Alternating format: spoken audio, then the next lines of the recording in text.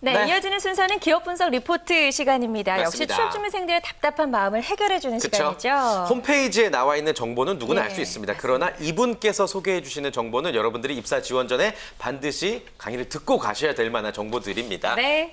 함께 하실 분 소개해 드리겠습니다. 네, 펀드 매니저이자 취업 컨설턴트로 각 기업을 탐방한 김종원 대표와 함께합니다. 어서 오세요. 안녕하세요. 안녕하세요. 네, 반갑습니다. 반갑습니다. 벌써 오늘이 이제 세 번째 네. 출연이세요. 예. 주위에 좀 반응이 어떻습니까, 대표님? 뭐 일단은 다들 제가 방송 경험이 많지 않다 보니까 네. 생각보다 잘한다. 그런 반응도 많고요. 예. 생방 체질이다. 아주 이런 친구도 있고요. 반면에 좀 이렇게 말을 할 때 좀 또박또박해라. 뭐 이렇게 조언을 해주는 친구도 있고. 네, 그렇습니다. 예. 진짜 짧은 시간 안에 이렇게 정보를 알차게 전해주시는 우리 대표님께 항상 감사 말씀 드리겠고요. 예. 오늘 어떤 기업인지 그리고 이 기업을 들고 나오신 이유가 무엇인지 설명 부탁드릴게요. 예, 제가 오늘 말씀드릴 기업은 이제 포스코입니다. 네. 그래서 일단 지금 하반기 공채가 진행 중인 기업이고요. 그리고 이제 취업 준비생 분들께서 가장 가고 싶어하는 기업 중에 손꼽히는 기업이기도 하고. 네. 그리고 이제 이 철강업이라는 특성상 사실 주위에서 접하는 게 쉽지 않습니다. 그래서 네. 지금 저희가 이렇게 방송을 하는 이 공간이나 저희가 이제 사는 아파트나 빌라 이런 게 다 철골 구조로 이루어져 있거든요. 그런 것들을 다 포스코에서 만드는 그런 철강을 씁니다. 그래서 이렇게 좀 생생하고 좀 이제 좀 더 가까이 접근할 수 있도록 제가 오늘 설명을 해드리고자 합니다. 네, 자 오늘 알아볼 기업은 포스코고요. 일단 포스코의 주가 요즘 어느 정도인가요? 네. 포스코의 주가는 사실 좀 좋지 않습니다. 그래서 철강업이라는 것 자체가 최근 몇 년간 그 좋은 주가 흐름을 보여주지 못하고 있는데요. 그 포스코 같은 경우 이제 시가총액이 약 30조 정도인데 이게 몇 년 전 시가총액하고 똑같습니다. 그래서 이 철강업이라는 게 이제 중국이 계속해서 추격을 해오고 있는 대표적인 산업이거든요. 그래서 이제 10년 전 뉴스나 지금 뉴스나 똑같습니다. 철강. 중국발 구조조정 시작되다. 이게 10년 전 뉴스고요. 지금도 신문 보시면 똑같은 뉴스가 계속 나오고 있습니다. 예. 그래요. 대형주 갖고 계신 분들은 포스코 많이 가지고 계신 예. 것 같은데 좀 많이들 답답해 하시는 것 같기도 하고 요즘 흐름이 그래요. 아주 답답해하죠. 예. 자, 일단 그렇다면 포스코의 첫 출발과 역사를 한번 설명해 주실까요? 포스코 하면 뭐 두 분도 아시겠지만 박태준 회장님이 제일 먼저 떠오르잖아요. 돌아가신? 네네. 그 박태준 회장님께 또 생각나는데 그 포스코라는 기업은 1968년에 포항제철이라는 이름으로 설립이 되었고요. 그러니까 대한민국의 어떤 산업의 역군을 상징하는 그런 대표적인 회사입니다. 네. 그래서 이제 아까 말씀드린 건 철강이나 어떤 강제 이런 거를 생산을 해서 아파트, 뭐 자동차, 뭐 조선에 들어가는 강판들을 만들고요. 그래서 이제 2000년 중반에는 워렌 버핏이 투자했던 대표적인 회사로도 유명합니다. 네. 예. 그래서 이제 현재는 세계 철강협회에서 선정한 세계에서 가장 경쟁력이 있는 철강에서 1위를 몇 년째 유지해오고 있습니다. 그래요. 이제는 뭐 우리나라를 넘어서서 세계적인 기업이 됐습니다. 이렇게 포스코가 대기업으로 성장할 수 있었던 이유가 있을 것 같은데요. 일단 포스코라는 회사는 포항제철이라는 이름에서 아실 수 있듯이 네. 사실 이게 국영기업으로 시작을 했습니다. 그래서 네. 민영기업이 아니었거든요. 네. 그래서 그 최초의 산업의 성장기에 우리나라가 이제 어떤 고도의 성장을 할 시기에는 이런 철강 제품들을 안정적으로 그리고 대량으로 공급해줄 공급처가 필요했거든요. 그래서 이제 국가적 지원을 받고 성장을 했던 것이 사실입니다. 하지만 이제 2000년대 초반에 민영화가 완료가 됐거든요. 그래서 네. 완전히 사기업으로 탈바꿈을 하였는데 네. 근데 그 후에도 고도 성장을 할 수 있었는데요. 그럼 가장 큰 비결은 그 2000년 중반에 이제 중국발 그런 이제 원자재 수요가 굉장히 많았거든요. 근데 그런 과정에서 안정적으로 또 대량으로 이렇게 공급해 줄 수 있는 그런 체제를 갖춘 회사가 몇 군데 없었어요. 네. 그래서 이제 그런 과정에서 이 회사가 몇 단계 성장을 했던 게 사실이고요. 그래서 이제 현재는 또 이제 철강 시장이 제가 말씀드린 대로 좀 공급 과잉으로 다 상당히 고통을 받고 있는데 그런 상황에서도 그 이제 현재 그 포스코 같은 경우는 계속해서 이익을 내고 있고요. 네. 반면에 이제 어떤 3, 4위 업체들인 뭐 동국제강이나 이런 업체들 같은 경우 적자를 보고 있거든요.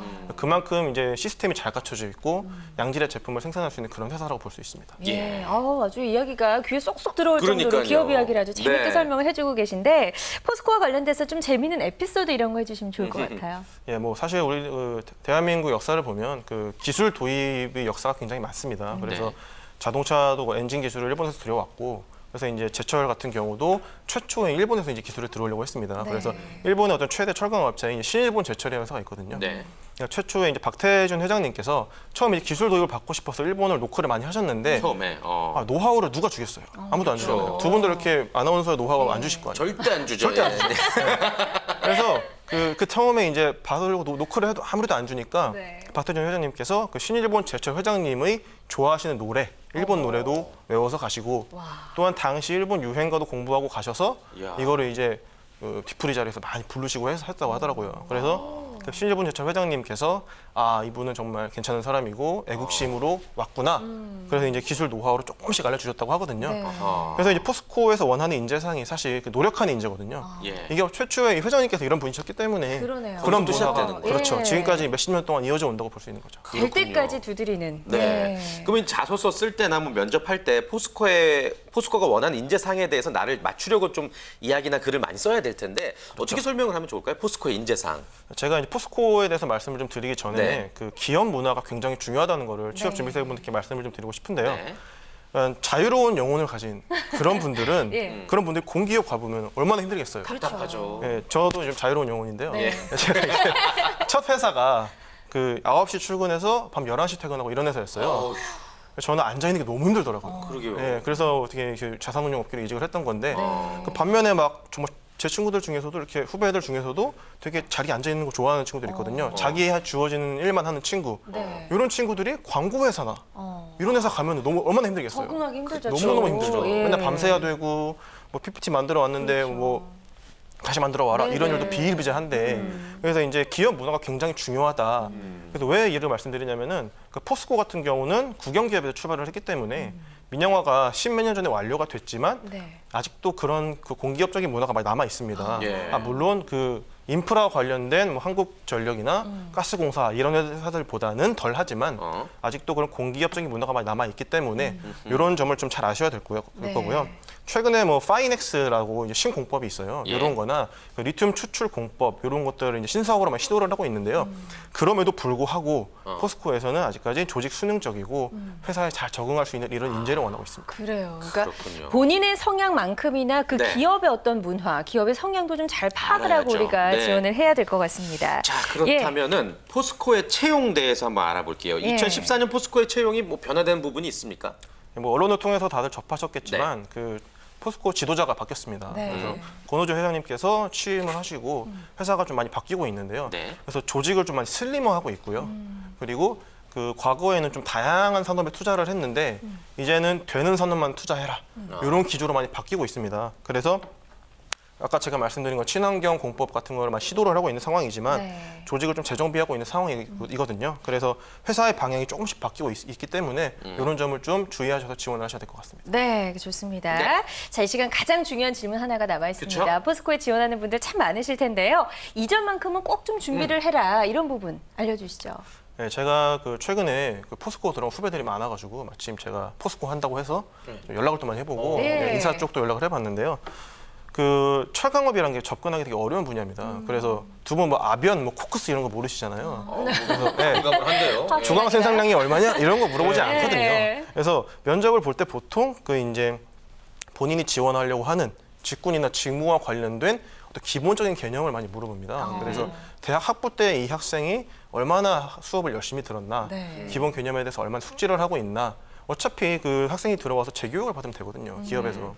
업무라는 거는 들어와서 배울 수 있는 것이기 때문에 포스코 같은 경우는 그런 인재를 많이 원하고 있고요.